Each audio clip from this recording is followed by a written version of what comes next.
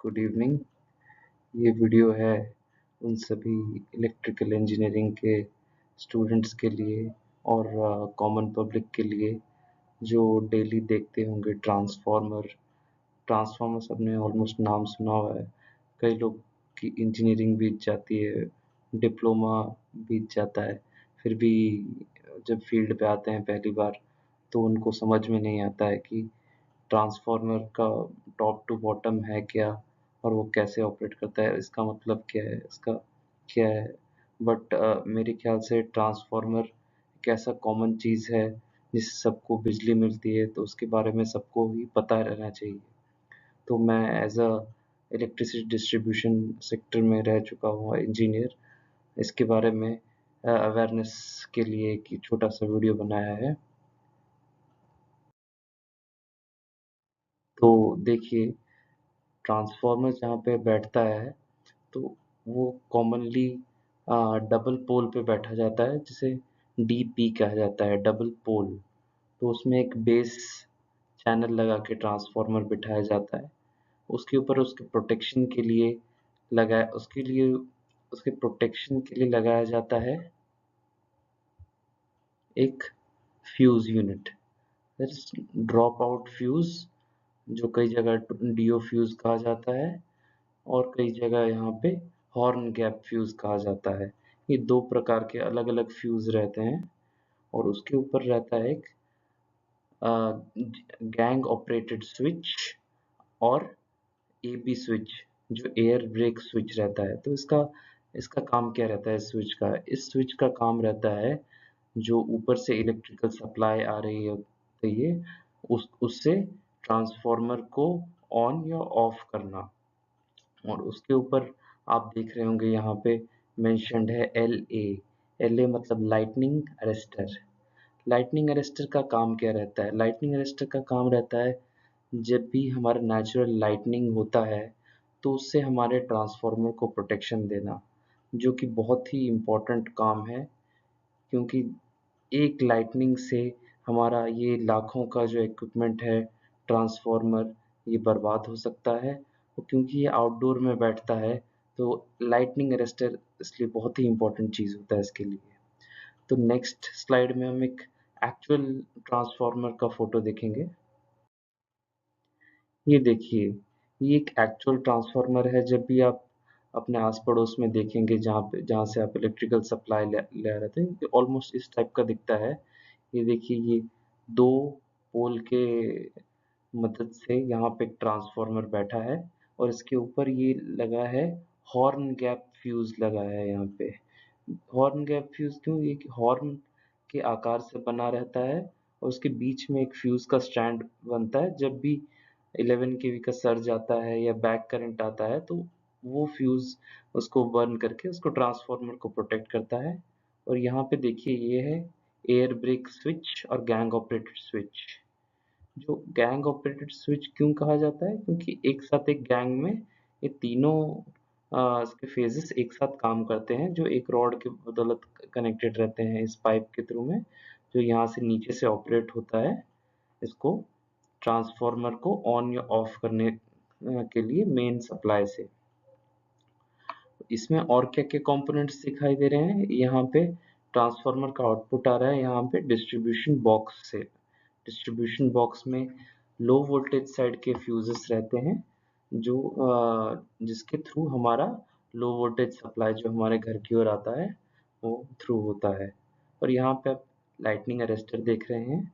Lightning arrester से हमारा down होते हुए अगर लाइटनिंग यहाँ पे आया तो लाइटनिंग ये कैच करके यहाँ पे अर्थिंग सिस्टम्स के थ्रू में यहाँ पे थ्रू कर देता है। और यहाँ पे नीचे यहाँ पे एक छोटा छोटा सीमेंट के बॉक्स देख रहे होंगे, यहाँ पे अर्थिंग के पाइप्स यहाँ पे इरेक्टेड है। अर्थिंग के पाइप किससे किससे कनेक्शन होते हैं? अर्थिंग ट्रांसफार्मर से भी कनेक्शन रहता है, अर्थिंग का कनेक्शन पोल से भी रहता है, अर्थिंग का कनेक्शन फ्यूज से भी रहता है, हॉर्न गैप फ्यूज और ड्रॉप आउट फ्यूज और एबी स्विच से भी रहता है।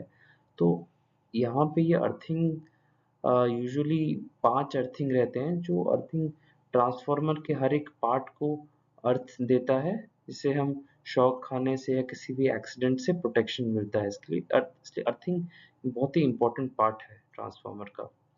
तो उसके बाद हम देखेंगे दीनदयाल उपाध्याय स्कीम में जो रिलीज किया हुआ आरईसी के स्टैंडर्ड डायग्राम्स क्या कहते हैं कि मिनिमम हमारा क्या क्या मतलब होना चाहिए ट्रांसफार्मर के डबल पोल बॉडी में।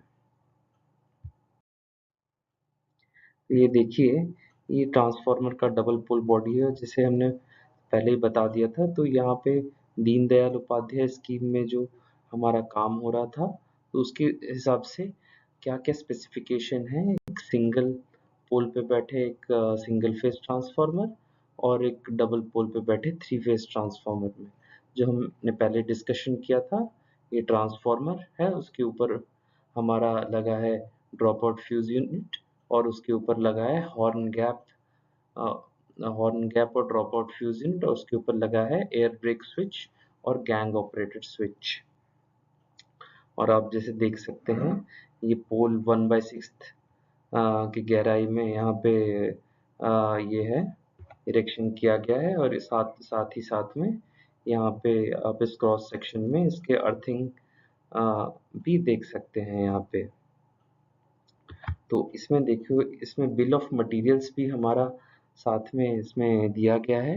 दीनदयाल उपाध्याय में बताया गया कि इनका मिनिमम इस डिज़ाइन में 2 9 मीटर के पोल इरेक्शन होंगे और ट्रांसफार्मर में को बिठाने के लिए 100 बाई 50 का 2800 mm का चैनल पे बिठाया जाएगा और इसको सपोर्ट दिया जाएगा 15 to 6 के एंगल से ट्रांसफार्मर की बेल्टिंग की जाएगी और इसको 75 into 40 के 2800 mm के लंबाई के चैनल पे हमारा हॉर्न गैप फ्यूज या डीओ फ्यूज बैठाया जाएगा। उसके ऊपर सेम चैनल लेंथ जो हमारा डीओ फ्यूज बैठा था 75 into 40 के 2800 mm के चैनल पे हमारा हॉर्न गैप फ्यूज बैठेगा। और ये आप इसका हैंडल देख पा रहे होंगे और साइड में ही इसका है हमारा डिस्ट्रीब्यूशन बॉक्स। तो अब हम कंपोनेंट वाइज कंपोनेंट देखेंगे।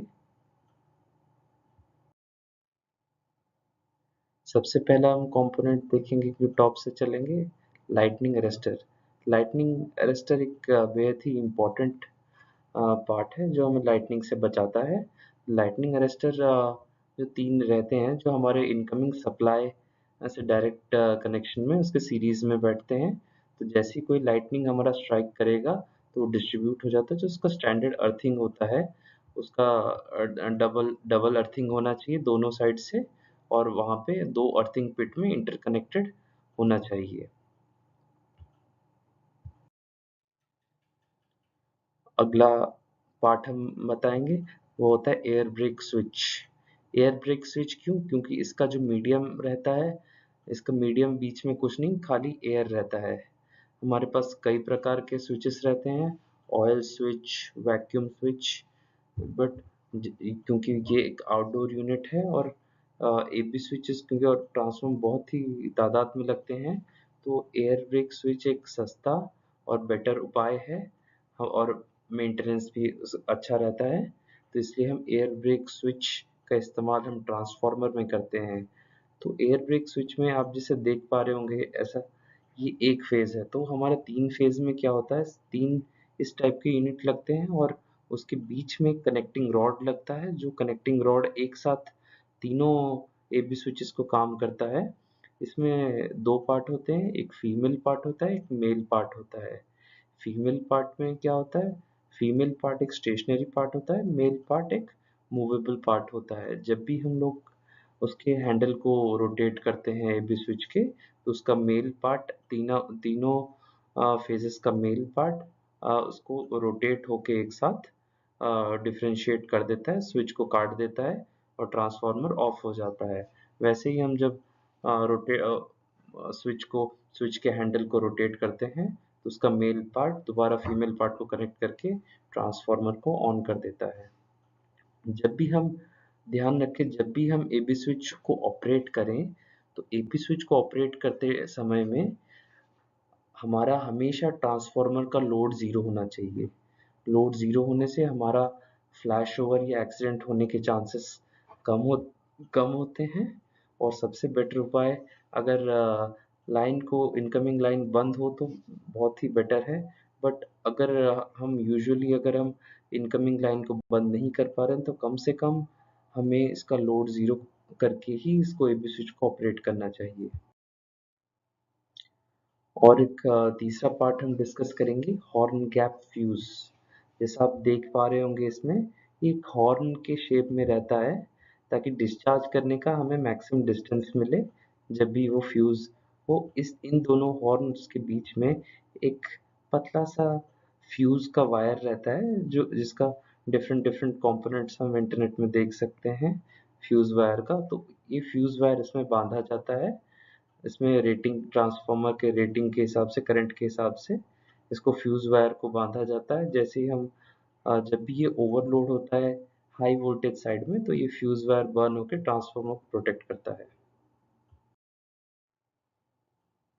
सिमिलरली, जैसे हमारे ट्रांसफार्मर के आउटगोइंग से आता है तो हमारे डिस्ट्रीब्यूशन बॉक्स से होके हमारा आउटपुट जो केबल जाता है, जो हमारे घरों तक पहुंचता है, डिस्ट्रीब्यूशन बॉक्स के थ्रू में आके आता है। जो हमारा यूजुअली हम देखेंगे तो इस प्रकार का एक डिस्ट्रीब्यूशन बॉक्स होता है। यहाँ से हमारा इनकमिंग लाइन आता है, जो ट्रांसफार्मर से एलटी आता है। पहले हमारा एक एमसीसीबी यूनिट है, मेन सर्किट ब्रेकर रहता है ये। उसके बाद हमारा ये है एचआरसी फ्यूज यूनिट है, जो कि मेन फ्यूज यूनिट है। उसके बाद हम यहाँ देख सकते हैं ये एक डबल सर्किट डिस्ट्रीब्यूशन बॉक्स है। इसमें दो सर्किट है, तो इसके थ्रू में हम दो सर्किट एट वन टाइम निकाल सकते हैं। धन्यवाद, बने रहिए। नेक्स्ट वीडियो सीरीज में हम इसको देखेंगे कि हम एक ट्रांसफार्मर का टोटल एस्टिमेट कैसे बनाते हैं। और आप इससे भी जान सकते हैं, अगर आप कभी किसी बिजनेस या कोई भी काम के लिए ट्रांसफार्मर इंस्टॉल करने जा रहे हैं तो आपको एक्चुअली कितना कॉस्ट लगेगा। तो देखते रहिए, मेरे नेक्स्ट वीडियो में देखेंगे इसको।